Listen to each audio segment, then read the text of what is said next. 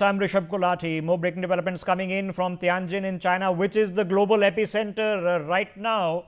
And some people will love that fact, some people will detest the fact. But as we speak, Belarusian President Alexander Lukashenko has now arrived in Tianjin ahead of his bilateral meeting with Xi Jinping and the summit of the Shanghai Cooperation Organization. Very interesting set of visuals which you're seeing of the city of Tianjin as it prepares or has prepared for the arrival of all these guests. Several of these bilaterals have already taken place.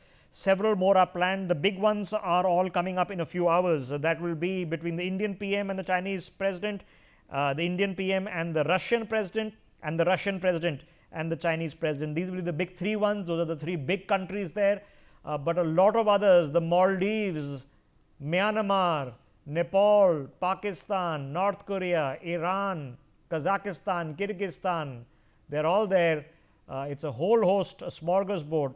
And on the face of it, if you're watching this happening from the West, it's a gathering of all the people America has a beef with and that have a beef with America, except, of course, India, which up till 2 months ago really had no fundamental beef to the extent of the ones that have recently been created with all that has been said. More breaking development coming in as at this point of time on my screens. This is happening in Europe simultaneously, that France and Germany have now issued what can only qualify as a joint statement against the European laws which have brought legislation to bring into force on US tech companies. Remember, Donald Trump had criticized these EU tech laws and had threatened tariffs or further tariffs on the European Union over these tech laws. Well, France and Germany have now issued this joint statement defending Europe's rights to adopt their own legislation on technology. After the threat of tariffs, they've also said that any US coercion would be met with retaliation on tariffs.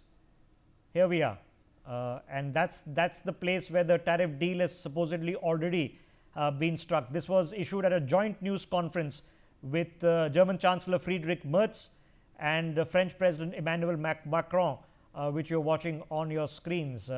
They've said any move by the United States to challenge the regulations of the European Union will be met by retaliation from the European Union, unquote. Professor Madhav Nalapat joining us on the broadcast. Sumit Peer is with us on the broadcast as well.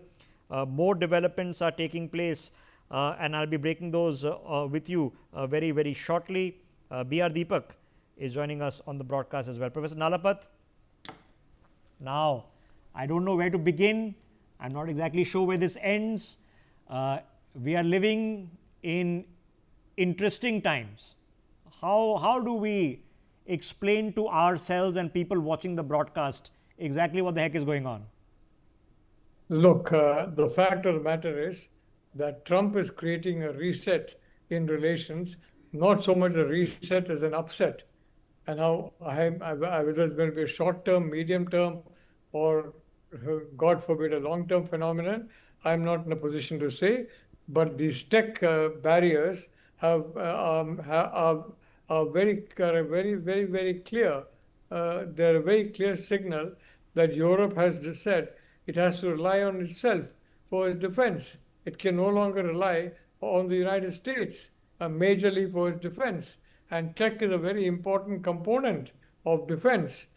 Tech is a very important component of a lot of modern weaponry. And if you don't have mastery over your own tech, then you have a problem. That is, you never know the adversary that you're challenging, the country with which you have had an agreement on tech, can basically pass it on to the adversary.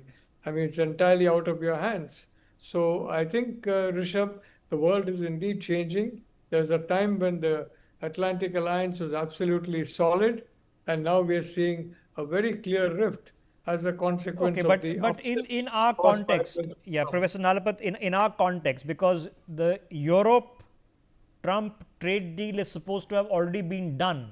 This is now seems to be a confusing new chapter just a couple of weeks later on it. But within this context, we are now facing the reality that 50% tariffs have already been imposed. Whether the Supreme Court says one thing and the US Senate says something else, I mean, that's for the Americans to figure out. The reality on the ground is that the tariffs are imposed, that the Pakistani army chief was having dinner in the White House, that several Trump administration officials have said a very public disparaging comments, including the man who's supposed to be the next US ambassador to India, on India. It's not looking good, and there is that context within which our Prime Minister is in China. Well, there's no doubt about it. The context is not hopeful at all of better relations during this particular phase of President Trump's presidency, and I think, quite frankly, that this has been a very important factor in motivating Prime Minister Modi to go to Tianjin and to frankly, visit the huge country China after a gap of about 7 years. So I think the Chinese host should basically thank President Trump for having caused this major reset in international relations, in which the Prime Minister is now once again placing emphasis on China, Okay. and once again placing emphasis possibly on even doing trade with China, although the reality is, I'm not very sure about that, because until the border issue is resolved, I'm not sure how normal trade can take place. And the reality, the border issue seems very far from being resolved. The Chinese side seems to be very far from wanting to resolve it on terms that are mutually satisfactory. Okay, so let's not kid ourselves. India and China have an existential concern. All the meetings taking place between Xi Jinping and the Nepalese PM, the Myanmarese junta chief, the Maldivian PM with Shehbaz Sharif, most of these conversations are inimical to India's interests. If they are announcing CPEC 2.0, that's not great news for us, or something that we are too thrilled about. So it is therefore the extent of the rhetoric, and in practice, because the tariffs are a reality, they are not just a threat, that even within this context, we have felt that we have to engage with the Chinese, and the Chinese have felt they have to engage with us, because we agree on almost nothing, but we agree on one thing. We've reached that stage. Now, here's depending on which side you see it, either this is very troubling or this is great news. Breaking developments on your screen. The Secretary General of the United Nations